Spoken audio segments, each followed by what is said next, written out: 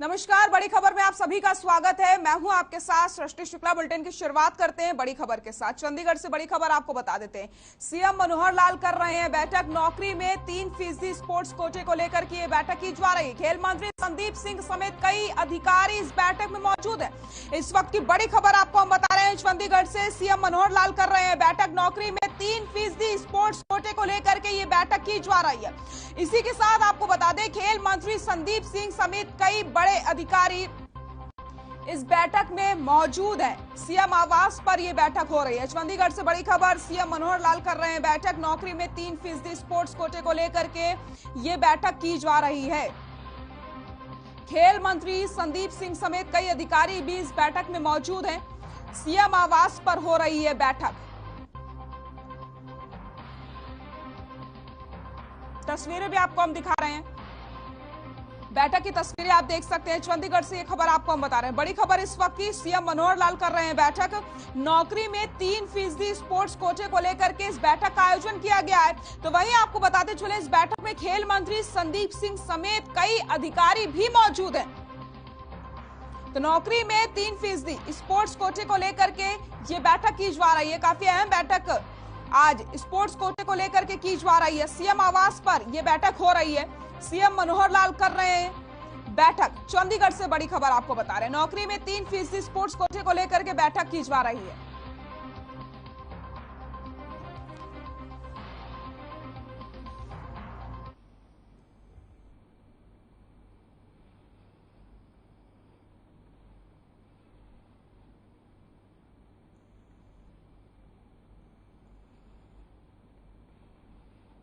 चंडीगढ़ से बड़ी खबर आपको बता देते हैं। मुख्यमंत्री बागवानी बीमा योजना की शुरुआत की गई। कृषि मंत्री जेपी दलाल ने लॉन्च किया पोर्टल लॉन्च करने के बाद बोले कृषि मंत्री जेपी दलाल, हरियाणा पहला प्रदेश जो किसानों की चिंता करता है।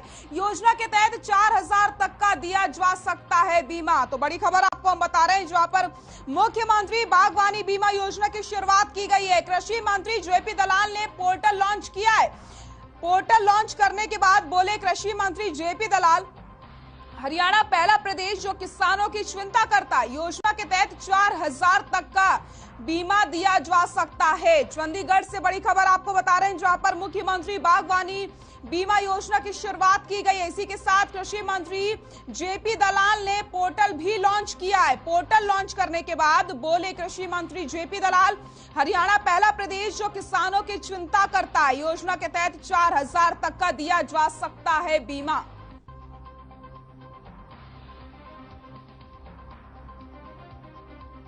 मुख्यमंत्री बागवानी बीमा योजना की शुरुआत कृषि मंत्री जेपी दलाल ने लॉन्च किया पोर्टल लॉन्च करने के बाद बोले कृषि मंत्री जेपी दलाल, हरियाणा पहला प्रदेश जो किसानों की चिंता करता है। इस वक्त की बड़ी खबर आपको बता रहे हैं, जहां पर किसानों के लिए मुख्यमंत्री बागवानी बीमा योजना की शुरुआत की गई है और पोर्टल भी यहां पर लॉन्च किया गया है। कृषि मंत्री जेपी दलाल ने इस पोर्टल को लॉन्च किया और उन्होंने कहा कि हरियाणा पहला प्रदेश है जो किसानों की चिंता करता है। तो किसानों के लिए अब आसानी हो जाएगी, क्योंकि यहां पर मुख्यमंत्री बागवानी बीमा योजना की शुरुआत की गई है। इसी के मद्देनजर एक पोर्टल को भी लॉन्च किया गया है।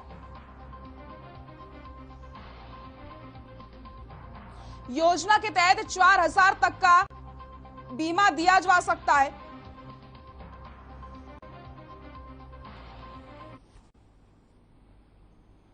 तो करते हैं अगली खबर का। हरियाणा सरकार ने 1 अप्रैल से शुरू हो रहे शैक्षिक सत्र से पहले बड़ा फैसला ले लिया है। सरकार ने मान्यता प्राप्त प्राइवेट स्कूलों पर लगाया गया नियम 134A को हटा दिया है। यह नियम आर्थिक रूप से कमजोर वर्ग के छात्रों के लिए फायदेमंद था। इसके तहत प्राइवेट स्कूलों में 10% सीटों पर इस वर्ग से संबंधित बच्चों को प्रवेश मिलता था। इस संबंध में हरियाणा सरकार की ओर से 28 मार्च को अधिसूचना जारी की गई। अब ये नियम सिर्फ नर्सरी और कक्षा 1 क्लास के बच्चों के लिए ही लागू होगा। तो सरकार ने नियम 134A खत्म कर दिया है। अब निजी स्कूलों में फ्री दाखिला नहीं होगा। निजी स्कूलों में 10% सीटें फ्री होती थी, जिसे हटा दिया गया है।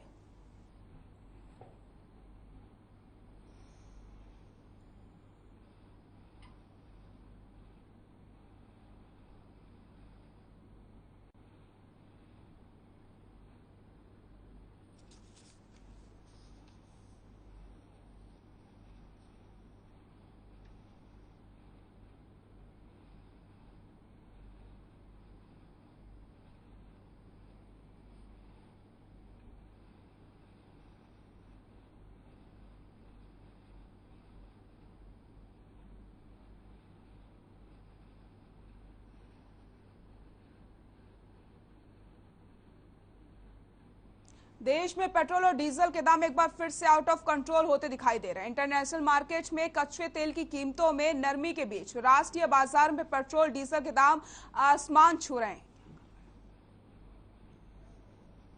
भारतीय तेल कंपनियों ने आज भी पेट्रोल और डीजल के दामों में बढ़ोतरी की है। तो आपको बताते चले, राजधानी दिल्ली में पेट्रोल की कीमतों में 80-80 पैसे की बढ़ोतरी की गई है, जिसके चलते दिल्ली में अब पेट्रोल 101 रुपए 81 पैसे प्रति लीटर हो गया है, जबकि डीजल 93 रुपए 7 पैसे प्रति लीटर बिक रहा है। मुंबई में पेट्रोल का रेट 116 रुपए 72 पैसे हो चुका है, तो वहीं जबकि डीजल की कीमत की अगर बात की जाए तो 100 रुपए 94 पैसे प्रति लीटर डीजल बिक रहा है। तो महंगाई की मार से लगातार जनता परेशान है। आपको ग्राफिक्स के माध्यम से बताते हैं कि क्या कुछ रेट शहरों में चल रहे हैं पेट्रोल और डीजल के। दिल्ली की अगर बात की जाए तो 101 रुपए 1 पैसा हो चुका है पेट्रोल की कीमत, और वहीं अगर हम डीजल की बात करें तो 93 रुपए 7 पैसे हो गई है। और मुंबई में अगर हम बात करते हैं तो 116 रुपए 72 पैसे है पेट्रोल की कीमत और 100 रुपए 94 पैसे डीजल की कीमत। अगर बात की जाए कोलकाता की तो 111 रुपए 35 पैसे और पेट्रोल है, और डीजल 96 रुपए 22 पैसे। चेन्नई का अगर रुख किया जाए तो 107 रुपए 45 पैसे है पेट्रोल और 97 रुपए 52 पैसे डीजल।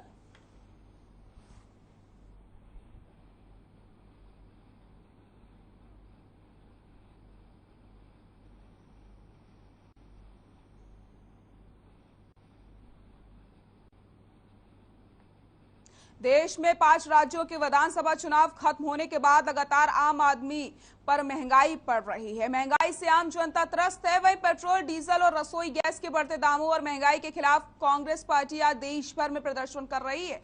इस प्रदर्शन को असरदार बनाने के लिए राहुल गांधी समेत कांग्रेस के कई वरिष्ठ नेता सड़क पर उतरे हैं। प्रदर्शन के दौरान सभी नेता चुनाव खत्म, लूट चालू के नारे लगा रहे हैं।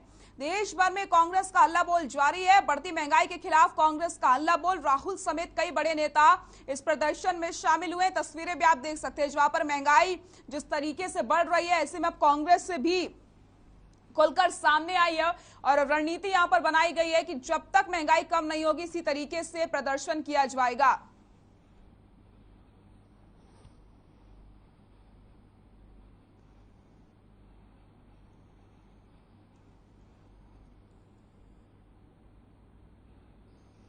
तो पेट्रोल और डीजल की कीमतों में लगातार बढ़ोतरी होती चली जा रही है। ऐसे में कांग्रेस भी अब खुलकर सामने आई है और देश भर में कांग्रेस का हल्ला बोल जारी है। बढ़ती महंगाई के खिलाफ कांग्रेस का हल्ला बोल जारी। राहुल समेत कई बड़े नेता इस प्रदर्शन में शामिल है। तस्वीरें भी आपको हम दिखा रहे हैं जहां पर देशव्यापी प्रदर्शन किया जा रहा है और प्रदर्शन करने के साथ ही कार्यकर्ताओं ने, नेताओं ने चुनाव खत्म, लूट चालू के नारे भी लगाए हैं। देश में 5 राज्यों के विधानसभा चुनाव खत्म होने के बाद लगातार आम आदमी पर महंगाई की मार पड़ती चली जा रही है। 9 दिन के अंदर 8वीं बार पेट्रोल और डीजल के दाम बढ़े हैं। तो महंगाई की मार से आम आदमी परेशान है और लगातार यहां पर राहत की उम्मीद जता रहा है, लेकिन वो राहत मिलती नजर नहीं आ रही है। चुनाव खत्म, लूट चालू के नारे के साथ यहां पर कांग्रेस ने हल्ला बोल किया है।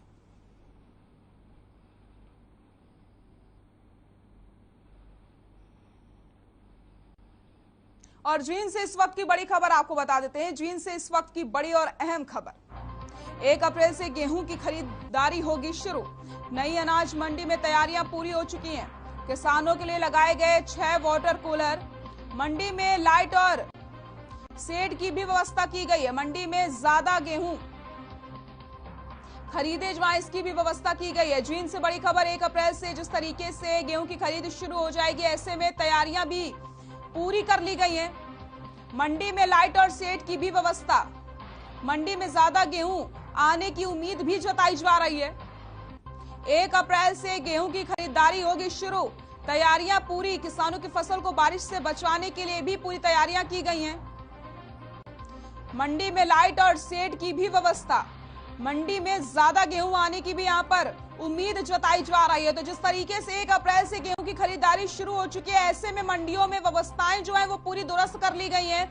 वाटर कूलर के साथ शेड की व्यवस्था की गई है और साथ ही साथ अगर बारिश होती है तो ऐसे में किसानों की जो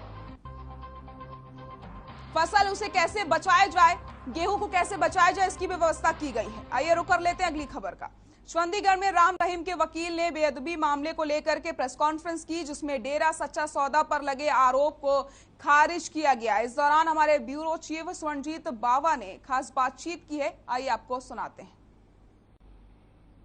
आज एडवोकेट जितेंद्र कुमार डेरा सच्चा सौदा से अपना पक्ष रखने के लिए आए हैं और हर खबर पर मौजूद हैं। जितेंद्र जी बहुत धन्यवाद। जितेंद्र जी, सबसे बड़ा सवाल, पंजाब में जब भी चुनाव आते हैं, चाहे विधानसभा चुनाव हो चाहे लोकसभा चुनाव हो, ऐसा क्या कारण है कि डेरा सच्चा सौदा को टारगेट किया जाता है और खास तौर पर बेदबी के मामले? देखो, डेरा सच्चा सौदा एक सामाजिक भलाई करने वाली एक संस्था है।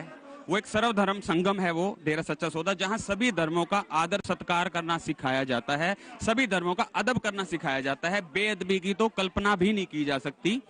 लेकिन कुछ राजनीतिक लोग अपने फायदे के लिए राजनीतिक षड्यंत्र के तहत जो बार बार गुरुजी को फंसाने की इसमें कोशिश कर रहे हैं, ये कोशिश, हमें माननीय कोर्टों पर पूरा भरोसा है, ये उनकी कोशिश नाकामयाब रहेगी। जो एविडेंस आपको बताया वकील साहब ने कि नो एविडेंस केस है, कोई एविडेंस नहीं है, सिर्फ एक साजिश के तहत गुरुजी को फंसाने की कोशिश की जा रही है और कोर्ट जल्द ही इसमें दूध का दूध और पानी का पानी करेगी। डॉक्टर साहब, ये भी कारण है कि डेरा सच्चा सौदा के अनुयायी जो हैं बहुत करोड़ों में हैं और अगर गुरुजी की बात की जाए तो उनके नाम कई Guinness book of world record में नाम दर्ज हैं, चाहे वो ब्लड डोनेशन को लेकर के हो या सामाजिक कार्यों को लेकर के हो। कहीं ना कहीं राजनीतिक दलों को अपनी जमीन खिसकती हुई नजर तो नहीं आती? ये कारण है जो टारगेट किया। देखो, वो आप फील्ड में रहते हैं, आपको ज्यादा मालूम है इस बात में। इससे कोई डिनाई नहीं किया जा सकता कि पूरे वर्ल्ड में गुरुजी के 6 करोड़ अनुयायी हैं और गुरुजी का संदेश सभी अनुयायियों को सिर्फ एक ही रहता है कि हमने सृष्टि की सेवा करनी है, समाज भलाई के कार्य के लिए बढ़ चढ़कर योगदान देना है। और जहां तक बात रही राजनीति की, डेरा सच्चा सौदा का और पूज्य गुरुजी का राजनीति से कोई लेना देना ना तो था ना है और आशा करते हैं भविष्य में भी नहीं होगा। पंजाब में जहां भी बेदबी होती है, नाम फिर भी डेरा सच्चा सौदा का आता है। अभी विधानसभा चुनाव के दौरान अमृतसर दरबार साहब में बेदबी का घटना हुई और उसमें भी डेरा सच्चा सौदा। देखिए, जांच का विषय है, मैं आपको बता दिया, डेरा सच्चा सौदा का बेअदबी के मामलों से कोई लेना देना नहीं है, किसी प्रकार का कोई हाथ नहीं है। रोल को लेकर भी राजनीति होती रही कि गुरुजी जब छुट्टी पर आए और उसे लेकर के भी ये कहा गया कि पंजाब में चुनाव है इसलिए भारतीय जनता पार्टी के साथ साठगांठ है। और जो देखिए, ये उनका कानूनी अधिकार था पूज्य गुरुजी का। कानून के तहत लीगल उनको पैरोल फरलो दी गई, 21 दिन की फरलो उन्होंने गुरुग्राम में व्यतीत की और 21 दिन की फरलो के दौरान जो कानूनी प्रक्रिया के तहत उन्हें कंडीशन लगाई गई थी, जो भी नियम उन्हें बताए गए थे, उस नियमों का पूरी तरह से गुरुजी ने पालन किया और अपनी 21 दिन की फरलो को पूरा करते हुए कानूनी प्रक्रिया के तहत वापसी रोहतक जेल सुनारिया में वो गए। आखिरी सवाल है, क्या लगता है कि गुरुजी अब बाहर जो है परमानेंट आएंगे, जमानत होगी क्या? देखिए, ये कानूनी प्रक्रिया है, इसमें मैं कोई ऐसी टिप्पणी नहीं करूंगा, लेकिन साथ संगत की सबकी ये एक उम्मीद है, सारे प्रे भी करते हैं इसके लिए, दिन रात अरदास भी करते हैं कि जल्द से जल्द गुरुजी हम सबके बीच हों। लेकिन जो होना है वो कानून की प्रक्रिया के तहत ही होना और मैं आशा करता हूं कानूनी प्रक्रिया को पूरा करके गुरुजी जल्द ही हमारे बीच होंगे। ये थे एडवोकेट जितेंद्र, जिनका कहना है कि डेरा सच्चा सौदा के जो गुरुजी हैं वो बहुत जल्द सलाखों से बाहर होंगे और ऐसी अरदास जो है साथ संगत जो है डेरा सच्चा सौदा की लगातार कर रही है। अब ये देखने वाली बात होगी, डेरा सच्चा सौदा लगातार अपना पक्ष रखता आया है, क्या आने वाले समय में डेरा सच्चा सौदा के जो गुरु हैं वो बाहर होंगे? ये भी एक तरह से सवालिया निशान उस प्रक्रिया पर लगाता है, क्योंकि जब एक निजी चिट्ठी जो है मनमोहन सिंह जब प्राइम मिनिस्टर हुआ करते थे, देश के प्रधानमंत्री थे, उन्हें डेरा सच्चा सौदा में से कुछ महिलाओं ने लिखी थी और उसी के तहत छींटे ये भी पड़े थे कि किसी की मर्डर में भी डेरा सच्चा सौदा के गुरु का हाथ है। अब ये देखने वाली बात होगी कि क्या वाकई में कानून प्रक्रिया के चलते डेरा सच्चा सौदा के गुरु को ताउम्र सलाखों के पीछे रहना पड़ेगा या उन्हें बहुत जल्द बाहर देखेंगे उनके अनुयायी। लेकिन 2024 के चुनाव के चलते अभी कई समीकरण जो हैं लोगों को देखने को मिलने हैं। बहरहाल आज डेरा सच्चा सौदा की एक टीम ने अपना पक्ष रखा है कि पंजाब में लगातार डेरा सच्चा सौदा को टारगेट किया जाता है, जो कि अपने आप में केवल और केवल राजनीति, कांग्रेस के ऊपर आरोप उन्होंने लगाया कि जब कांग्रेस सत्ता में थी तो लगातार कांग्रेस ने डेरा सच्चा सौदा पर आरोप लगाया और इन्हीं आरोपों के चलते आज डेरा सच्चा सौदा ने अपना पक्ष रखा है। बहरहाल हमारी इस पर नजर बनी रहेगी। आप देखते रहें हर खबर। कैमरा पर्सन हरदीप के साथ मैं स्वर्ण, चंडीगढ़। हैरान कर देने वाला मामला सामने आया है, जहां प्रॉपर्टी टैक्स के मुद्दे को लेकर के नगर निगम मेयर और कमिश्नर को अपनों ने घेर लिया है। जानकारी के मुताबिक निगम में प्रॉपर्टी टैक्स जमा कराने की कई तरीके की योजनाएं निकाली थी, जिसके बाद सभी पेट्रोल पंप मालिकों ने पिछले 10 वर्ष का बकाया प्रॉपर्टी टैक्स जमा करवाया, लेकिन अब फिर से पिछले 10 वर्षों का बकाया टैक्स मांगा जा रहा है। निगम ने अब फिर से पेट्रोल पंप मालिकों को 15 से 30 लाख के प्रॉपर्टी टैक्स भरने के नोटिस जारी कर दिए हैं, जो कि न्याय संगत नहीं है। इस पर नगर निगम के मेयर मदन चौहान का कहना है कि उनके संज्ञान में ये मामला आया है। हालांकि इस मामले में कुछ कंफ्यूजन है, जिसे दूर किया जाएगा और पूरे प्रदेश के नगर निगम में लागू निर्णय को इस निगम एरिया में भी लागू किया जाएगा।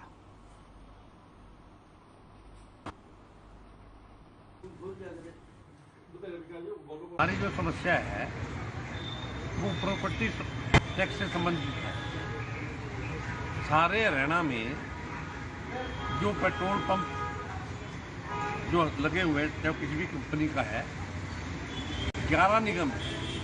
11 निगमों में कारपेट एरिया पर टैक्स लिया जा रहा है और कारपेट एरिया में हमारे पास गाइडलाइन भी अगर आप बाद में कहोगे तो हम आपको दे भी देंगे।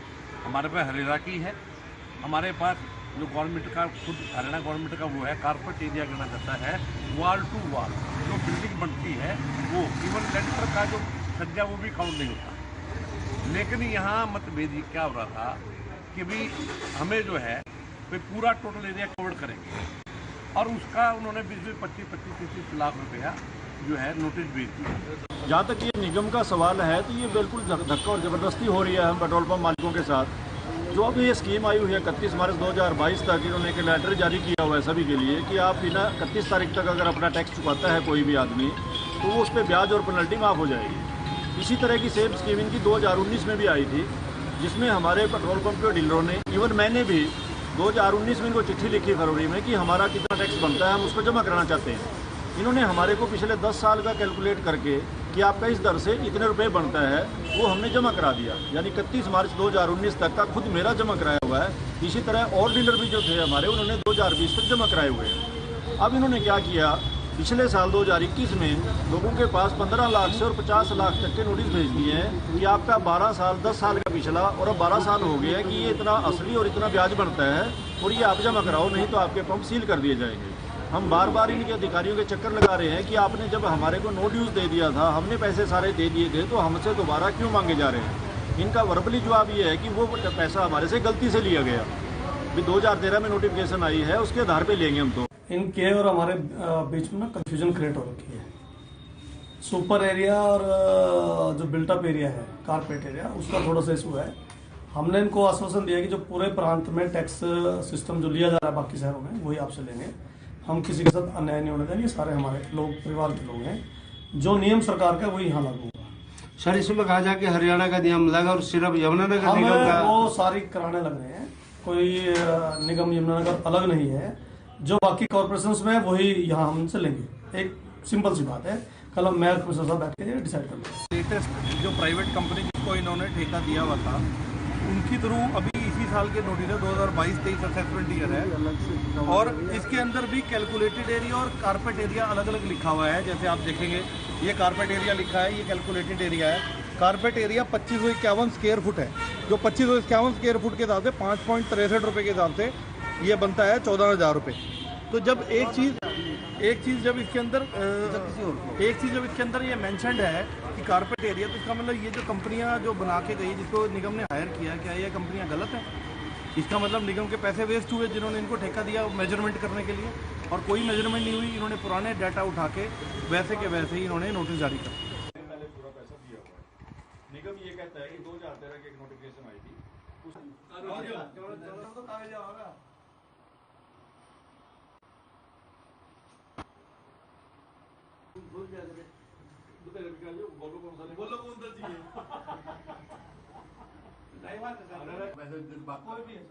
जो कंज्यूमर पंप है उनका रेट 25 पैसे 25 रुपए है और इन्होंने पंप लगाया हुआ है। भूप सिंह ने जैसे लगा रखा है अपना पहले।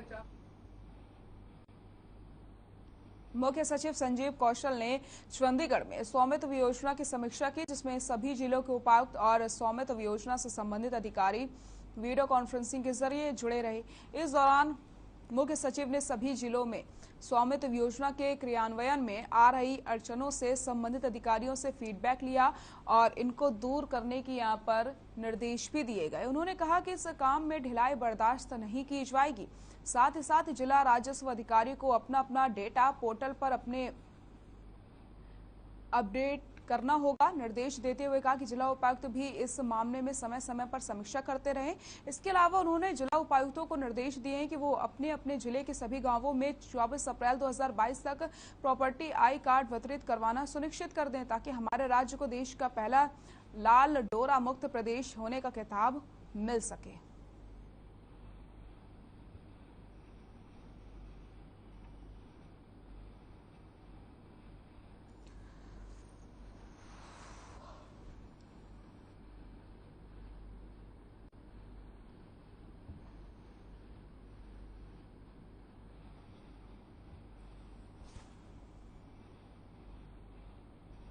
चंडीगढ़ में डिप्टी सीएम दुष्यंत चौटाला ने वीडियो कॉन्फ्रेंसिंग के जरिए प्रदेश के सभी जिला उपायुक्तों से गेहूं और सरसों की खरीद की तैयारियों को लेकर के चर्चा की।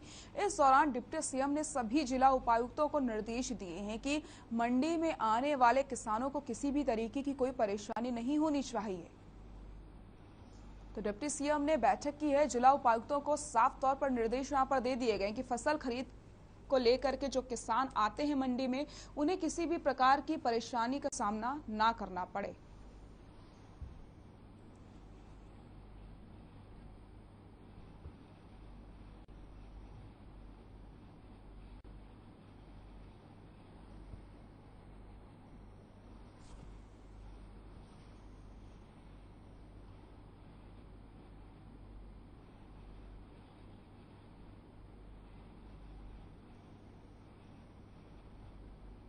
बड़ी खबर में फिलहाल के लिए इतना ही। नमस्कार।